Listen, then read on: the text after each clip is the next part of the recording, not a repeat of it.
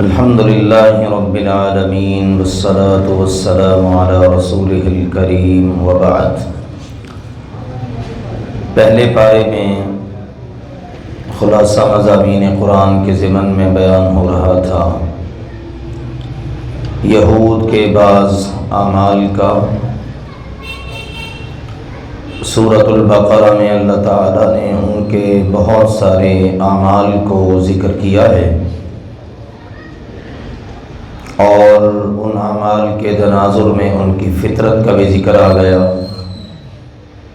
اور پھر ان کا رد اللہ تعالیٰ نے بڑے جامع انداز میں ارشاد فرمایا۔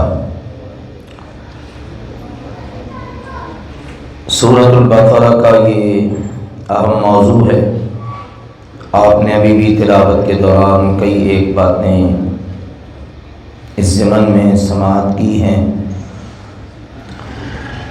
اللہ تعالیٰ نے ان کو حکم دیا کہ تم اللہ کی عبادت کرو، والدین کے ساتھ حسن سلوک کرو، ہمیشہ اچھی بات کہو، اور اسی طرح کی دیگر باتیں، اور یہ ساری باتیں اللہ کی وحی میں موجود تھیں۔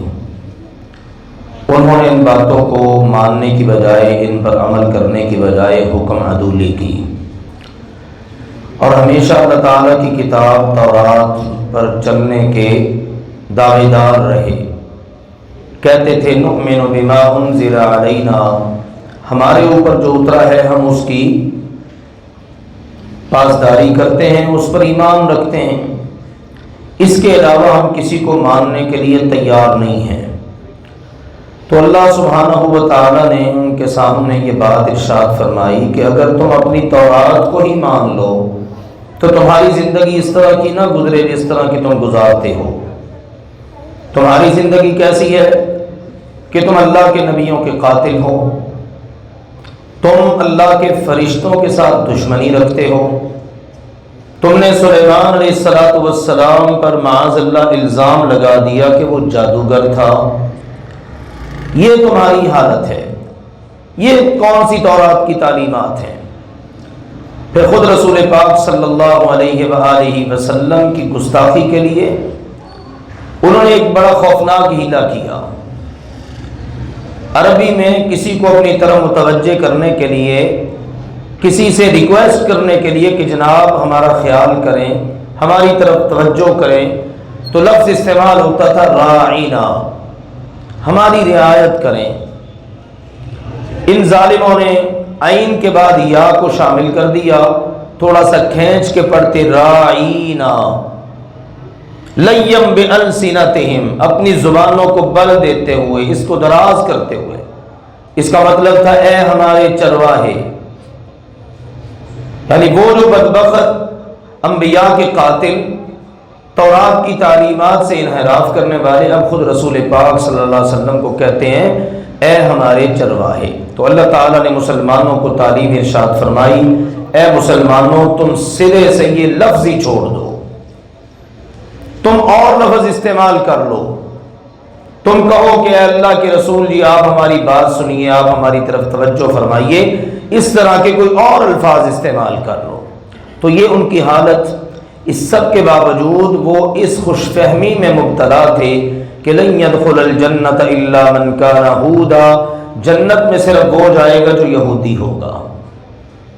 یعنی اتنے بڑے بڑے جرائم کرنے کے باوجود بھی وہ یہ سمجھتے کہ جنت میں ہم نے جانا ہے۔ جیسے آج مسلمانوں کی حالت ہے، ہر طرح کے گناہ کرتے ہیں، بڑے بڑے جرائم پائے جاتے ہیں، پھر بھی یہی ان کو خوش فہمی ہے کہ جنت میں تو رسول پاک کی امت نے جانا ہی جانا ہے، ہم رسول پاک کی امت ہیں، ہم جنت میں چلے جائیں گے۔ اللہ سبحانہ و تعالیٰ نے ان کو ڈانٹ پلائی اور ہمارے سامنے قرآن پاک میں ذکر کیا کہ کیا تمہارا اللہ کے ساتھ کوئی معاہدہ ہوا ہے کہ تم جو مرضی کرتے رہو اور آسانی سے جنت میں چلے جاؤ گے؟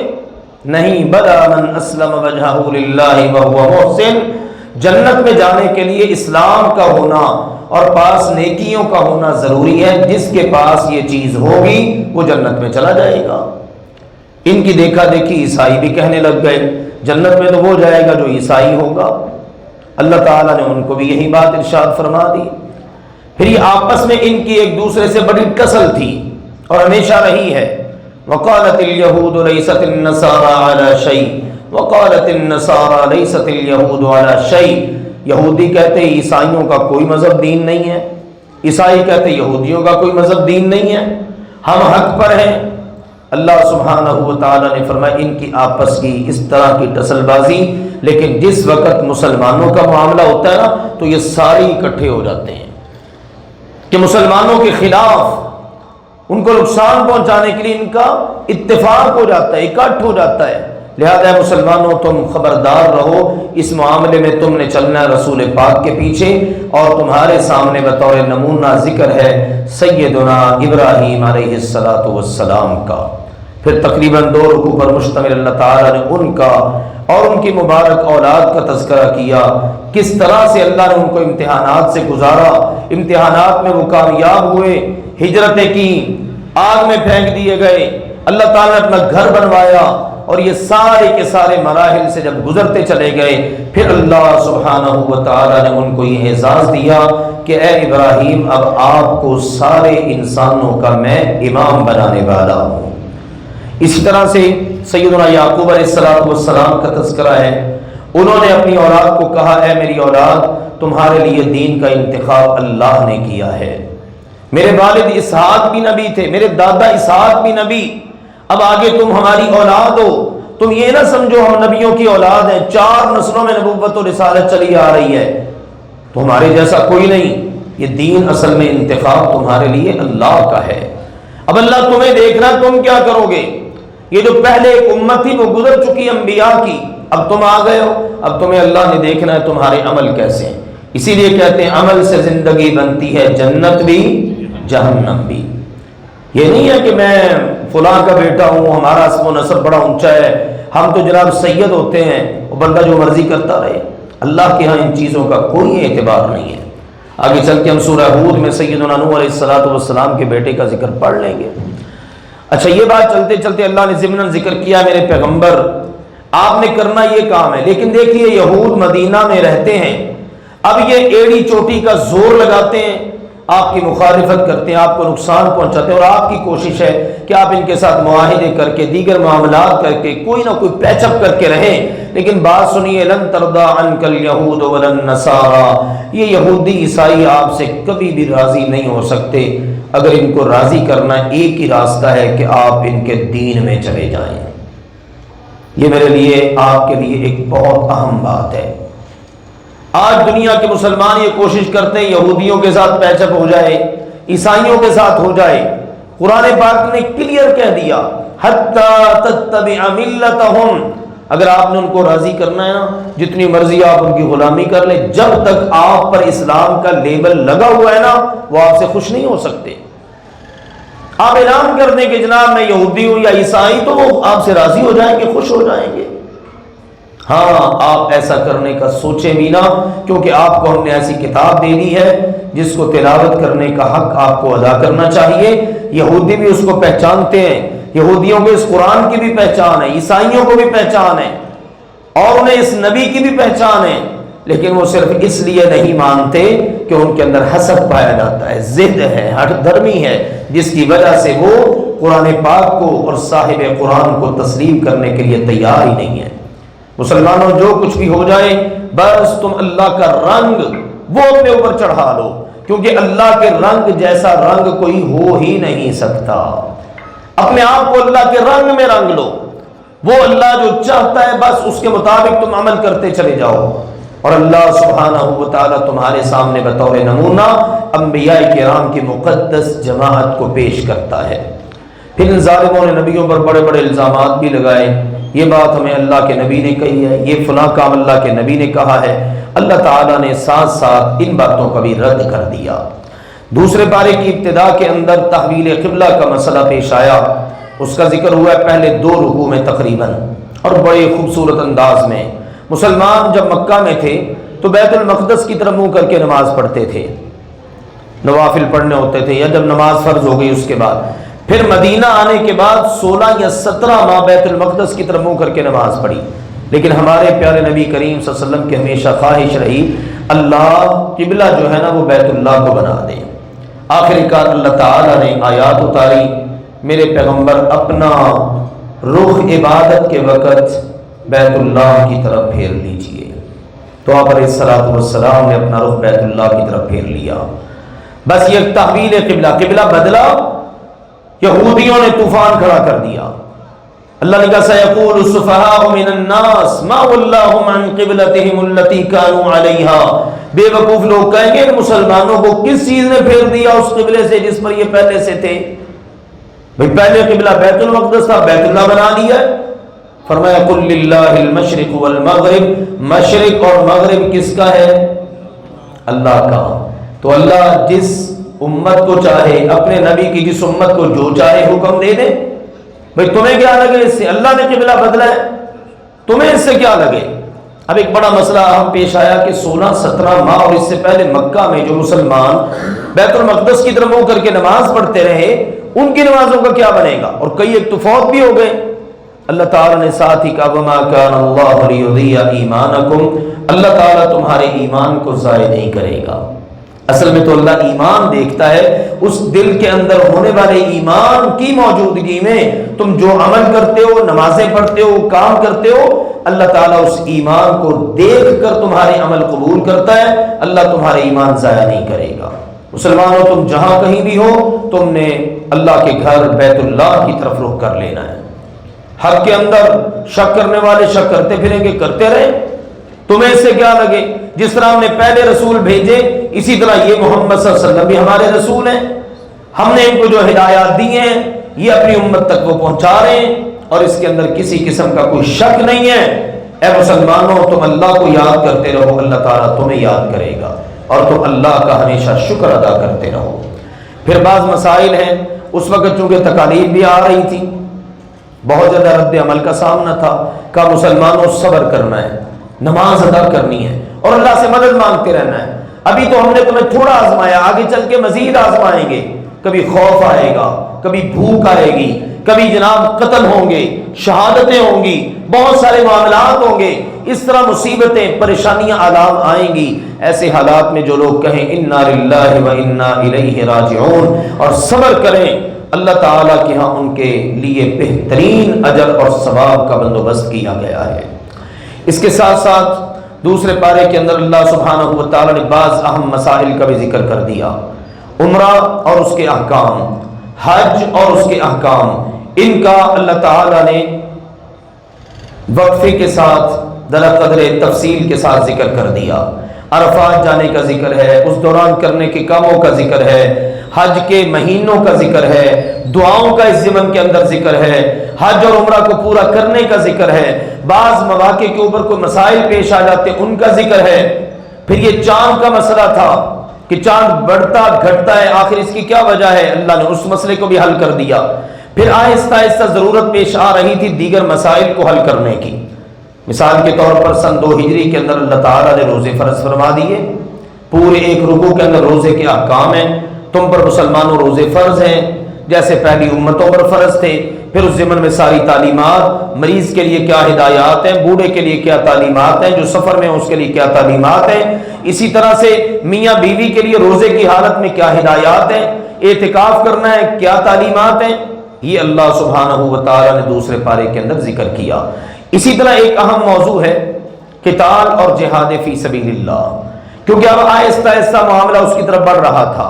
سن 2 ہجری کے اندر ہی غزوہ بدر بھی پیش آ گیا، تو اللہ تعالیٰ نے کہا ہے مسلمانوں تم فتنے کے خاتمے تک اللہ کے دشمنوں سے لڑو، تم سے جو لڑے ان سے تم لڑو، اور انہوں نے جہاں سے تمہیں نکالا ہے تم انہیں بھی وہاں سے نکال باہر کرو۔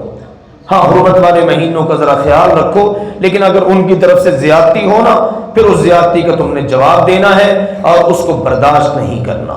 اس موضوع کا ذکر کر دیا۔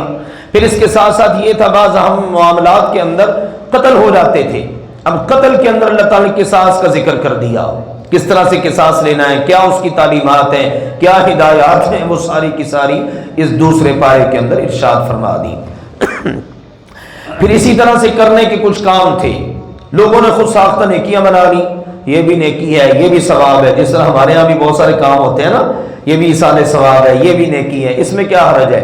اللہ نے فرمایا نیکی وہ ہے وَلَٰكِنَّ الْبِرَّ مَنْ آمَنَ بِاللَّهِ وَالْيَوْمِ الْآخِرِ، نیکی اس کی ہے جس کا اللہ پر یوم آخرت پر ایمان ہے، وَأَقَامَ الصَّلَاةَ، وہ نماز قائم کرے، آتَ الزَّکَاۃ، زکوٰۃ ادا کرے، وَآتَ الْمَالَ عَلَىٰ حُبِّهِ، مال کی محبت کے باوجود مال خرچ کرتا ہے، جہاں جہاں خرچ کرنے کی ضرورت ہے وہاں وہاں وہ ان کو خرچ کرتا ہے۔ یہ ہدایات اللہ تعالیٰ نے ارشاد فرما دی۔ پھر اسی طرح سے جوا اور اسی طرح یہ پانسے، قسمت آزمائی کے تیر، شراب، ان کے بھی بہت زیادہ لوگ رسیا تھے۔ اللہ تعالیٰ نے اس حوالے سے بھی تعلیمات ارشاد فرما دی بھی ٹھیک ہے تمہارے لیے جوئے اور شراب کے اندر فائدے بھی ہوں گے، لیکن اثمہما اکبر من نفعہما، ان کا گناہ ان کے فائدے سے زیادہ ہے۔ یہ اصل میں بتدریج مسائل ہوتے ہیں، درجہ بدرجہ۔ ابھی یہ پہلی سٹیج تھی، ذہن سازی کی جا رہی ہے، جوئے کے اندر، شراب کے اندر بڑے فوائد ہیں، پیسہ آتا ہے، یہ ہوتا ہے، وہ ہوتا ہے۔ اللہ نے کہا ٹھیک ہے فائدے ہیں لیکن گناہ بھی ہے، کمپیریزن کر دیا نا، کہا گناہ زیادہ ہے فائدے سے۔ اب ایک سوچ بن گئی، او اچھا گناہ زیادہ ہے، اب لوگوں کے دلوں میں نا ایک نفرت سی پیدا ہونا شروع ہوگی۔ پھر اس کے بعد اگلی تعلیمات آئی، مسلمانوں جس وقت نماز کا وقت ہونا پھر تم نے شراب نہیں پینی۔ پھر تیسرا فائنل حکم آیا، اے مسلمانوں شراب، جوا، یہ ساری کی ساری چیزیں تمہارے لیے حرام ہے، اور مسلمانوں نے ان کو بآسانی قبول فرما لیا۔ پھر ایک عام مسئلہ تھا عقیدے کا، اور عقیدے کی بنیاد پر رشتہ داری کا، تو اللہ نے کہا شرک کرنے والے مرد کے ساتھ اپنی زیر کفالت بچی، بیٹی، بہن کا نکاح نہیں کرنا، اور مشرک عورت کے ساتھ تم نے اپنا نکاح نہیں کرنا۔ یہ بالکل اللہ تعالیٰ کا حتمی فیصلہ ہے، اور اس میں کوئی گنجائش نہیں۔ اللہ تمہیں جنت کی طرف بلا رہا ہے، اپنی بخشش کی طرف بلا رہا ہے، اور یہ لوگ تمہیں جہنم میں لے جائیں گے۔ تم اپنے دنیا کی رشتہ داریاں بچانے کی خاطر کیا آخرت میں اپنی آخرت تباہ کر کے جہنم میں جا سکتے ہو؟ یقیناً ایک مسلمان ایسا فیصلہ کبھی بھی نہیں کر سکتا۔ پھر اس کے ساتھ ساتھ ایک اہم چیز تھی کہ مال کو خرچ کہاں پر کریں۔ اللہ تعالیٰ نے اس کے حوالے سے بھی ہدایات دی، والدین پر خرچ کرو، قریبی رشتہ داروں پر خرچ کرو، حقداروں کو دو، ٹھیک ہے، اور اللہ سبحانہ و تعالیٰ کے حکم عدولی کسی شکل میں نہ کرو۔ اور اس ساری چیز کے اندر مین اور اہم چیز یہ ہے کہ تم اللہ تعالیٰ کی رضا چاہو، جو کام کرنا ہے بس اللہ کی رضا کے لیے، اللہ خوش ہو جائے، ہماری آخرت بن جائے۔ اللہ نے کہا کتنے لوگ ہیں جو میدان منا میں جاتے ہیں، عرفات جاتے ہیں، مزدلفہ جاتے ہیں، اتنے اہم مقامات پر، اور وہاں بھی کیا مانگ رہے ہوتے ہیں؟ دنیا۔ ربنا آتنا فی الدنیا، اللہ ہماری دنیا بنا دے، دنیا کہیں بہتر ہو جائے۔ اب بھی بہت سارے لوگ ہوتے ہیں عمرہ کرنے کے لیے گیا میں اس لیے تھا جی میرا فلاں مسئلہ پھنسا ہوا تھا تو میں نے کہا چلو عمرہ کر کے آتے ہیں، وہاں کوئی دعا وغیرہ کر آتے ہیں۔ کتنے لوگ ہیں جو عمرے کے لیے، حج کے لیے جاتے ہیں، لوگ ان کو کہہ رہے ہیں یار میرا فلاں مسئلہ ہے اس کے لیے دعا کرنا۔ سوچئے گا ذرا کتنے ہم میں سے یا ہمیں دعا کے لیے کہنے والوں میں سے کتنے ہوں گے جو کہتے ہیں یار میرے لیے دعا کرنا اللہ میرے گناہ معاف کر دے، یار دعا کرنا اللہ مجھے آخرت میں جہنم سے بچا لے، یار دعا کرنا اللہ مجھے آخرت میں جنت میں داخل کر دے۔ کتنے لوگ ہیں؟ شاید کوئی قسمت سے کوئی بندہ ایسا ہو۔ تو یہ اللہ تعالیٰ نے قرآن پاک میں بتایا کہ دیکھو ہمیشہ بس دنیا کے گرد ہی گھومتے رہنا یہ ایک مسلمان کا کام نہیں۔ مسلمان کا کام کیا ہے؟ دنیا کے لیے بھی کرتا ہے لیکن آخرت کو مد نظر رکھتا ہے، کہتا ربنا آتنا فی الدنیا حسنہ وفی الآخرۃ حسنہ وقنا عذاب النار۔ اللہ ہماری دنیا بھی بہتر بنا دے، اللہ آخرت بھی بہتر بنا دے، اور یا اللہ آگ کے عذاب سے بھی بچا دے۔ پھر خواتین کے متعلق بعض مسائل ہیں، ناپاکی کے معاملات اور ان سے طہارت، میاں بیوی کا تعلق کن حالات کے اندر قائم ہوگا۔ پھر اسی طرح ایک اہم مسئلہ تھا، بعض اوقات شوہر غصے میں آ جاتا اور قسم اٹھا لیتا۔ ایک بار نبی کریم صلی اللہ علیہ وسلم نے بھی قسم اٹھا لی، اس کو کہتے ہیں ایلا۔ شوہر قسم اٹھا لے کہ میں نے اپنی بیوی کے پاس نہیں جانا، میں اپنی بیوی کے پاس نہیں جاؤں گا۔ اس کی تفصیلات ہیں، اگر تو اس نے کوئی حد مقرر کر لی، مثلا کہا 10 دن نہیں جاؤں گا، اس نے پورا کرنا ہے، 2 ماہ نہیں جاؤں گا، پورا کرے گا۔ نبی کریم صلی اللہ علیہ وسلم نے 1 ماہ کی قسم اٹھائی تھی اور 1 ماہ آپ نے پورا کیا، 29 دن مکمل ہوئے تو آپ علیہ الصلوۃ والسلام اپنی ازواج کے پاس تشریف لے آئے۔ ازواج مطہرات نے کہا جی ابھی تو 29 دن ہوئے ہیں، فرمایا مہینہ 29 دن کا بھی ہوتا ہے، ضروری نہیں کہ 30 دن کا ہی ہو۔ تو مقصد بتانے کا یہ ہے، یہ گھر کے اندر مزاح اس طرح کی باتیں چلتی تھی، معلوم نہیں ہوتا تھا کہ ازواج انتظار میں تھی کہ شاید 30 دن پورے کر کے تشریف لائیں گے۔ تو اگر تو بندے نے یہ قسم اٹھا لی پھر اس کو پورا کرنا ہے۔ اگر ان لمیٹڈ قسم اٹھائی ہے کہ میں نے جناب اپنی بیوی کے بعد جانا ہی نہیں ہے، تب اس کے پاس میکسیمم 4 ماہ کا وقت ہے، اس کے اندر فیصلہ کر لے، یا تو اس کو بسائے یا پھر اس کو فارغ کر دے۔ یعنی یہ نہیں ہے کہ کلی طور پر مرد آزاد ہے، جب تک چاہے عورت کو ستاتا رہے اور جناب جب چاہے نکاح میں لے آئے، جب چاہے نکاح سے نکال دے۔ اسی طرح بعض اوقات لوگ قسمیں اٹھا لیتے ہیں، اللہ نے کہا وَلَا تَجْعَلُوا اللَّهَ عُرْضَةً لِأَيْمَانِكُمْ، اللہ کو بلا وجہ بات بات پہ اپنی قسموں کا نشانہ نہ بناؤ، بات بات پہ اللہ پاک کی قسم، قرآن پاک کی قسم۔ اب بھی ہوتا نا ایسے، ٹھیک ہے، لوگوں کے لین دین کے معاملات ہوتے ہیں، لوگ جناب چیزیں بیچ رہے ہوتے ہیں، قرآن پاک کی قسم، اللہ پاک کی قسم، باقی کچھ نہیں رہا۔ اللہ نے کہا ایسا نہیں کرنا، پکڑ ہوگی تمہاری۔ ہاں اگر ایسے ہی بندے کی عادت بنی ہوئی ہے پھر تو گرفت نہیں، لیکن اگر آپ نے باقاعدہ ارادتاً نیت کر کے قسم اٹھائی نا تو پھر اللہ کو جواب دینا پڑے گا۔ پھر اس کے بعد طلاق کے تفصیلی احکامات ہیں۔ اگر مسلمان ارادہ کر لے، عزم کر لے میں نے طلاق دینی ہی دینی ہے، پھر اس کو اجازت ہے کہ وہ طلاق دے سکتا ہے۔ اور طلاق یافتہ عورتوں کی عدت ہے 3 ماہ، اس کی بھی تفصیلات ہیں، سورۃ الطلاق کے اندر بھی بعض مسائل ہیں، اس سورہ مبارکہ میں دوسرے پارے میں بھی ذکر ہے۔ پھر کہا مسلمانوں وہ طلاق جس کے پاس مرد کو اختیار ہے رجوع کا وہ 2 مرتبہ ہے، 1 مرتبہ طلاق دی، اب اس کے بعد عدت ہے۔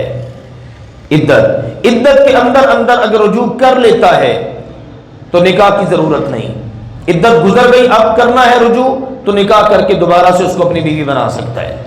دوسری طلاق کے بعد بھی سیم یہی پروسیجر ہے، تیسری جب طلاق دے دی پھر اس کے بعد عورت عدت تو گزارے گی لیکن اب رجوع نہیں ہو سکتا، عدت گزرنے کے بعد اب عورت کا کہیں اور نکاح ہوگا۔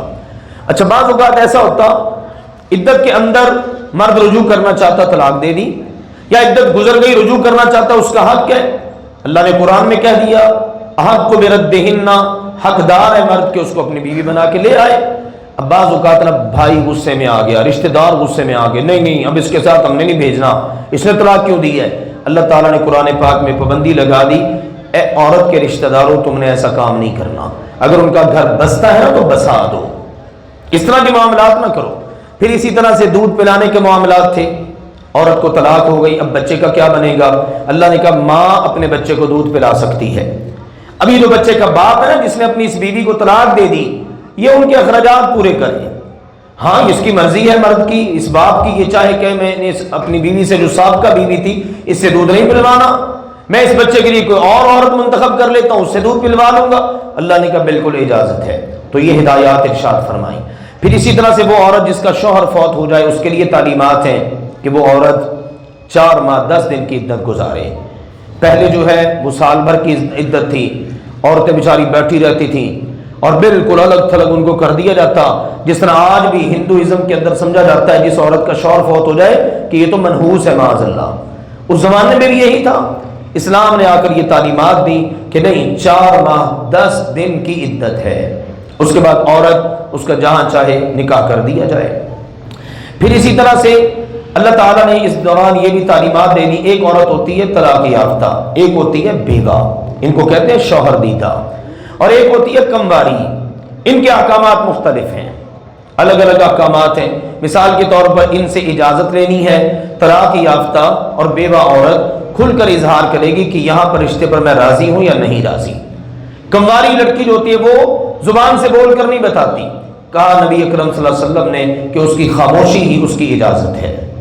پھر یہ تھا کہ مردوں کے لیے تعلیمات کہ تم نے نکاح میں لے کے آنا ہے نا، عورت کو تو باقاعدہ اس کے حوالے سے اپنی ذمہ داریاں ادا کرنی، حق مہر مقرر کیا گیا، لیکن وہ بندے کی حیثیت پر چھوڑ دیا گیا، یعنی اس کی کوانٹٹی مقرر نہیں کی گئی کہ اتنی مقدار میں آپ نے دینا ہے، کہا جتنا مرضی دے دو لیکن دینا ضرور ہے۔